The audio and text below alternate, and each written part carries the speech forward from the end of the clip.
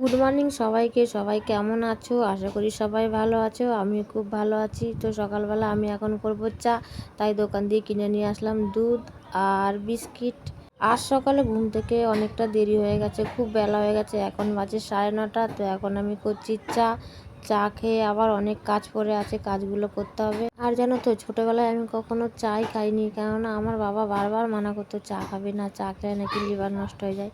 তাই আমাদের বাড়িতে চাই করতো না আমার মা। আর বিয়ের পর এমন হয়ে গেছে, চা না খেলে আমার মাথা ব্যথা করে।